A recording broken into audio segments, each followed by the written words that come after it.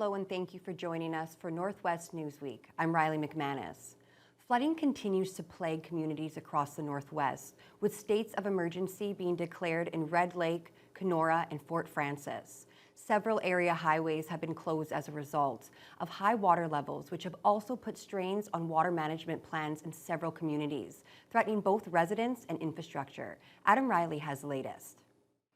This is what the waterfront in Dryden looked like on Monday, with water just beginning to creep over the sides of the walkway that runs along the Wabigoon River.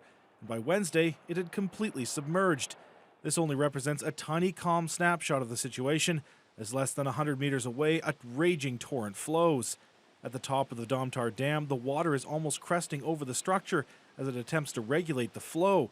A release from the company says due to the recent melt and large amount of rainfall, the water levels have exceeded the upper threshold set out by the province. Dryden Mayor Greg Wilson is concerned as everyone is in what he calls a damned if they do, damned if they don't situation. From what I'm hearing, that of course the problem is if they try and reduce the water flow because there's so much flooding downstream from the dam, then they risk increasing the water levels and putting pressure on their dam infrastructure as well, right? If they're holding back that much volume of water. But if they let it go, then it's going to cause more problems downstream. Dryden CAO Roger Nesbitt says the dam is trying to hold the line to protect homes and infrastructure downstream, noting area highways, including Highway 17, the railway, and the Wainwright generating station are all in imminent danger. It's a similar situation downstream from the Eagle River Hydro Dam, where the outflow has caused Highway 17 to be flooded and at times entirely closed. Currently, fire crews from the MNRF have been providing sandbags to residents in those unorganized townships affected by flooding. Meanwhile, the Agamak River, which runs through Ignace, threatens to crest over several culverts in that community. A real concern lies with Agamak Lake, which is still predominantly frozen. A quick melt could threaten lakeside homes and other municipal assets. We are monitoring it very, very closely. One of the things we're thinking about doing is taking some of the water, because the culvert isn't big enough to take the flow, putting some pumps in there and pumping the water right over the road and into the creek on the other side and giving it a hand and see if we can maybe do something that way. Lucas is also worried that ice flows could break loose and jam up culverts. On Wednesday, a release from the town of Fort Frances states it has updated its emergency declaration to include flooding and begun sandbagging operations. Additionally, the town of Atikokan is monitoring outflows from area lakes that flow into the Atikokan River and through the community. Adam Riley, TBT News. A flood warning is still in effect in the Thunder Bay area. Water levels rose again overnight on Thursday, bringing the two-day total to between 34 and 50 milliliters, depending on the location. Though the latest from the region's Conservation Authority states that those water levels continue to decline and will be further reduced throughout the weekend. Additionally, a number of highways in the Northwest remain closed due to flooding. In the western reaches of our province, the City of Kenora has issued an evacuation order for residents north of the bypass for all roads north of the Portier Bridge. An evacuation center has been put in for residents who need a place to stay, and city crews are working to secure a corridor for safe exit out of the area. Residents have been asked to gather their belongings and evacuate by 6:30 Friday evening. After that, there will be no exit or entry. While flooding wreaking havoc all over the region and the ongoing evacuation of Kasheshwan and Fort Albany, another First Nation is also under a state of emergency. High water levels during the spring ice breakup have damaged the water pumping station in Martin Falls, leading to issues with their drinking water. Lee Noonan has more. The pump station that supplies water to Martin Falls was destroyed by ice that came much farther up the bank than normal. Water levels have since subsided, and a temporary pump has been assembled that is now feeding the community's water treatment plant. And Chief Bruce Achnipanescum says half the battle is won, but he says the water quality is still unsafe. Children and some of the members started breaking out in rashes and sores due to use of that untreated water. And part of the reason why we declared that state of emergency was to actually ask for an evacuation of the most vulnerable population in our community. Achnipanescum says they've received no firm decision on whether there will be an evacuation. He expects to hear something on Monday. In the meantime, he's advising residents to boil all their water and seek medical attention right away if needed. The nurses up there do a remarkable job, but we don't have doctors in the community readily available, and we're not able to see them. We have doctors that come in maybe once or twice a month for very short periods of time, but this is an urgent matter, and we're looking to have our people that are afflicted by these conditions treated. Grand Chief Derek Fox says the crisis in Martin Falls is one of many throughout NAN territory and that it's typical for slower moving problems like water quality, mental health, or even COVID to get a slower response from government. But the slow ones are the mental health issues. So this is almost like, okay, well, no one's really dying. Yeah, you might have suicides, you might have someone losing their life to COVID, but for some reason those situations are not taken as serious, right? And it's left upon the community to deal with it oftentimes. Achni Penescum says it could take months before a new permanent pump station is built and weeks before the situation stabilizes enough that water quality is restored to previous levels, which were still not potable. The community has been under a boil water advisory since 2005. Lee Noonan, TBT News. As flooding continues across the Northwest, the infrastructure in the communities continues to take the bare brunt of it, and at times has failed, resulting in road closures. In Ignace, while all eyes are on several culverts which channel the very swollen Agamak River through the community, Pine Street has been closed due to a partial collapse of one of its many smaller culverts. And while no major replacement of asphalt will be required, the roadway is still expected to be out of commission for at least 2 weeks, according to Mayor Penny Lucas. We are in the process of putting the culvert together because we're going to have to dig the old culvert out and then put a new culvert in. So that one's going to have to take a little bit of time. Fortunately for residents and visitors, the road closures does not affect access to any homes or municipal amenities. Meanwhile, several highways across the Northwest have either been closed or had travel advisories placed on them due to high water levels or washouts. As of Friday, several northern communities remain cut off from the region, including Ear Falls and Red Lake. The search for unmarked graves will soon get underway at the site of a former residential school here in northwestern Ontario. The Wajishkaniggum Nation near Kenora will begin that process with a special ceremony on Monday. The St. Mary's Indian Residential School operated in the community from 1897 to 1972.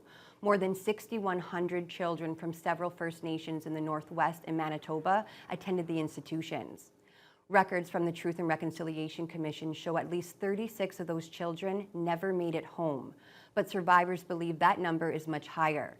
The search is being led by a survivors group from the school. Wajishkaniggum Nation is getting almost $3 million over 3 years from the province in Ottawa to undertake the archaeological investigation. And when we come back, our coverage of the 2022 provincial election begins.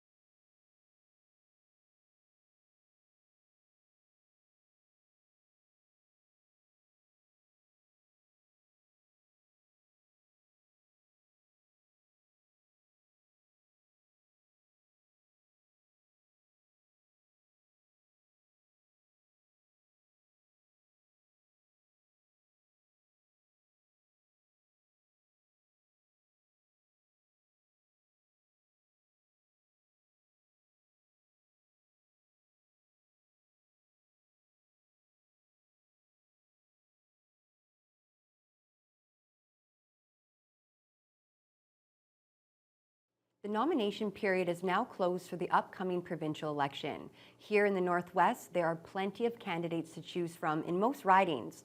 2 have a whopping 8 names on the ballot, and another has 7. Ryan Benazzo has the rundown of all the area candidates.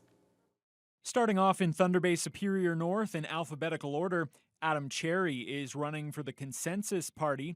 It's Shelby Chung for the Liberals, Stephen Huffnagel for the Ontario Party, Tracy McKinnon for the Greens, Kathy Sutari is running for the New Blues, Lise Vaugeois is the NDP candidate, Andy Wolf is for the Northern Ontario Party, and Peng Yu is running for the PCs. In Thunder Bay Atikokan, Eric Arner is running for the Greens. It's Rob Barrett for the Liberals, Dan Krieger for the Ontario Party, Kevin Holland is running for the PCs, Kenneth Jones for the Northern Ontario Party, incumbent Judith Monteith Farrell for the NDP, and David Tomasini for the New Blues. Over in Kenora Rainy River, Kelvin Boucher Chicago is with the New Blues, Larry Brayland is with the Ontario Party, Joanne Formanek Gustafson is running for the NDP, it's Richard Jonason for the Consensus Party, Catherine Keevening for the Greens, Anthony Leek for the Liberals, Janine Seymour is running independently under the name M'Ajakwan, and incumbent Greg Rickford is running once again for the PCs. And in Kiwetanung, Alex Dorn is running for the New Blues, Suzette Foster is the Green candidate, incumbent Saul Mamakwa is with the NDP, Manuela Michelizi is with the Liberals, and Dwight Monk is running for the PCs. Ryan Benazzo, TBT News. This week, we are starting our profiles of several of the candidates running in the Thunder Bay Atikokan. First up is incumbent Judith Monteith Farrell, who is looking to secure a second term at Queen's Park after winning the riding for the NDP in 2018. Jonathan Wilson has more.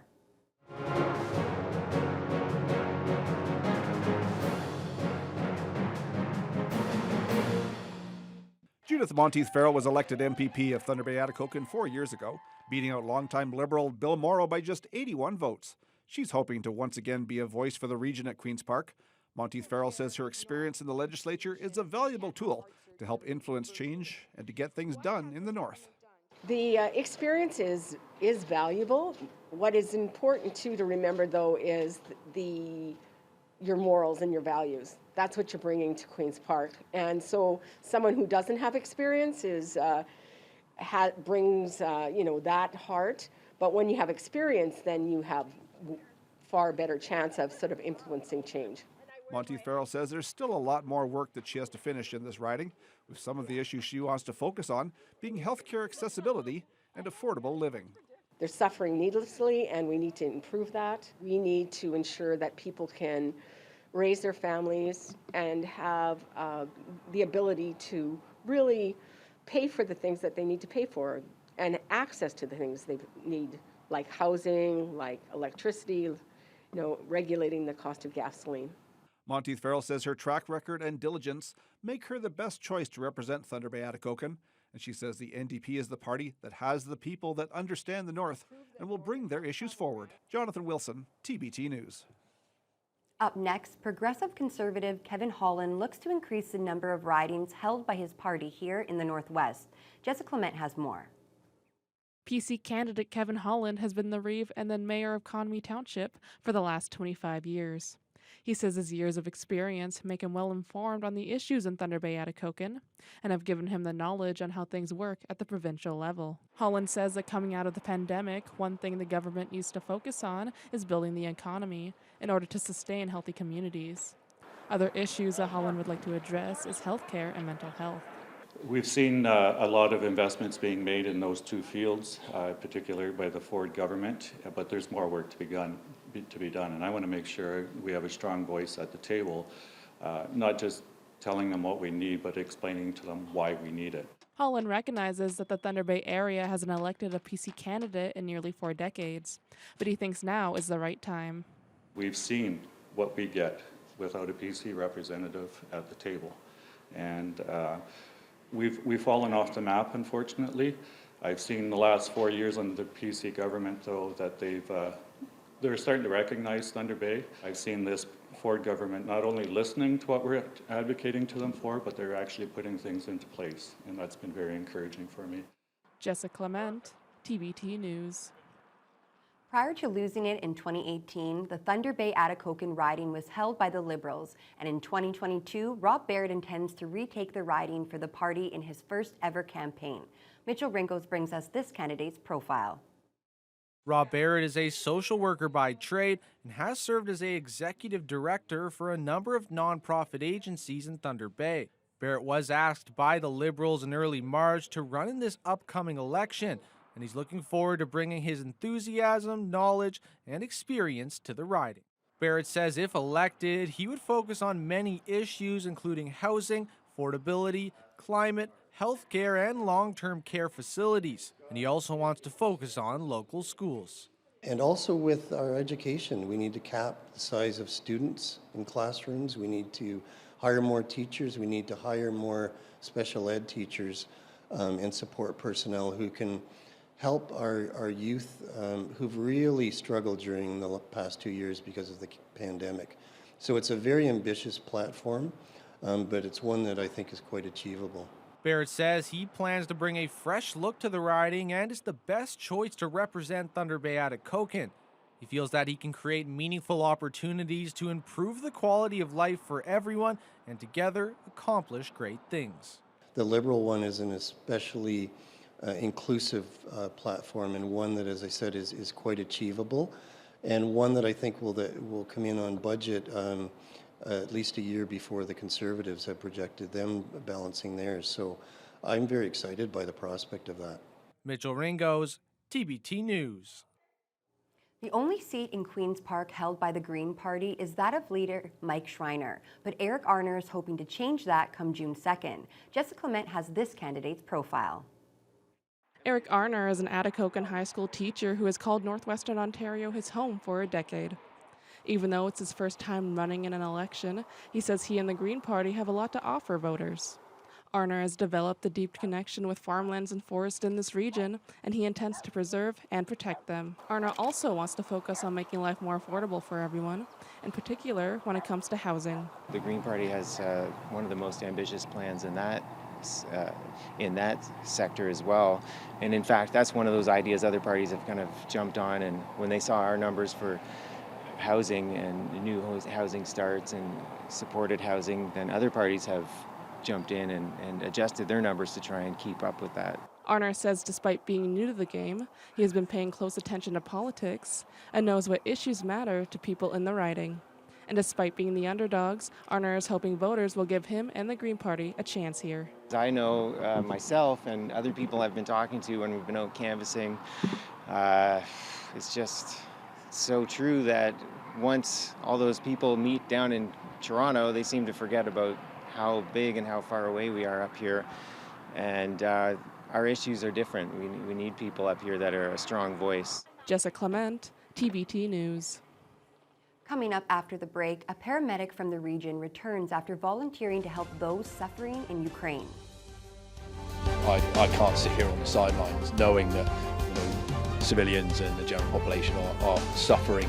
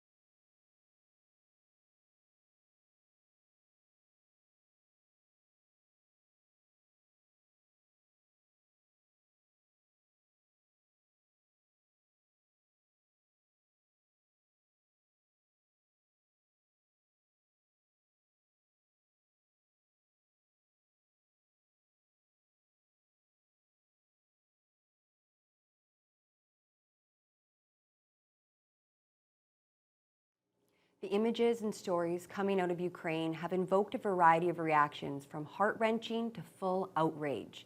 And while all that many can do is sit and stare at the destruction, there are others who have tapped into their own knowledge and experience to go do something, including one Kenora resident who spent several weeks in the war-torn nation, putting his medical skills on the front lines of the conflict. Adam Riley has more. I can't sit here on the sidelines knowing that, civilians and the general population are suffering. A combat veteran of both Afghanistan and Iraq and a seasoned member of Orange, 35-year-old Jordan Searle says within minutes of watching the opening assault on Ukraine, he was receiving texts from fellow veterans suggesting they do something about it. And while initially they were going to fight, Searle suggested an alternative, using some of their civilian life skill sets, as there were already thousands of others capable of taking up arms. But they don't necessarily have all the specialist resources or even the logistical support to carry on the rest. So, within sort of 72 hours, we had a plan of bringing 4 ambulances fully stocked with emergency supplies and the ability to erect a field hospital. Initially, the plan was to bring the equipment to the Polish-Ukrainian border, but Russian forces killed several of the group's contacts, meaning nobody could come to collect the ambulances. And after some discussion, the group continued into the country, making their way as far as Kyiv, which Searle says was a surreal experience, noting nothing could have prepared him for what he saw. When we crossed the main bridge across the river that separates the two parts of Kyiv city, I see a city skyline on fire. There are jets dogfighting above us. There's tracer rounds going into the sky. Once settled, Searle and company built a 5-bed trauma unit and with other local medical experts provided the level of care you might expect at Thunder Bay Regional under warlike conditions, and spent several weeks assisting both defenders and civilians alike. Later on, he was one of the first to witness the aftermath of the horrors in both Irpin and Bucha. A lot of the local population had zero access to medical care in the time that they were occupied. So, we were dealt with multiple people coming forward, not just with sort of horrendous traumatic injuries, but also primary healthcare problems, chronic conditions and stuff. After spending 7 weeks in country, Searle decided to leave and return to the Polish border with a group of refugees, where he did what he could to help a 5-year-old boy who had lost his entire family. You look at his face and you knew that he understood that, mum and dad aren't coming back. He sort of played with me for a little bit, and I sat him on my shoulders, and we helped this lady carry what stuff that they had back across the border. And bear in mind, these people had nothing. Now back in Canada, Searle says he's working on a plan to bring another group of specialized ambulances to Ukraine and intends to make the delivery again himself. Adam Riley, TBT News. The leadership of Anishinaabe Aski Nation came together this week for the Chief Spring Assembly. Several representatives from many of the 49 NAN communities were here in Thunder Bay, while some opted to join virtually for what is NAN's first in-person gathering since the onset of the pandemic. Lee Noonan reports.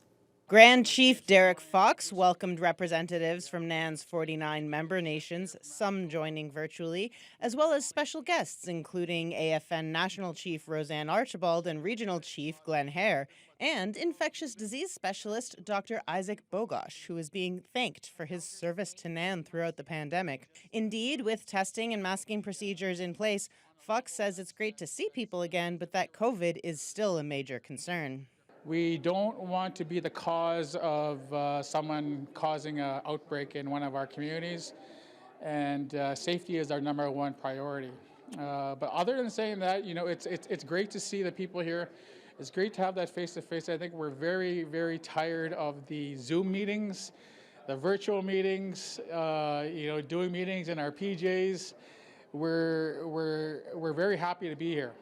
Dr. Bogosh echoes Fox's statement that the pandemic is not over, saying the virus will continue to come with new variants and new waves. He praises NAN leaders for their handling of the pandemic, particularly for strong communication, creating trust, and getting people vaccinated. If we take a step back and look at how local Indigenous leadership served their communities, I mean, from the outside looking in, it was just astounding. There was tremendous leadership from NAN and from chiefs and community leaders all over the province, and that resulted in so many lives being saved. COVID is far from the only topic on the agenda, with child welfare, residential schools, and policing also featuring in this morning's speeches.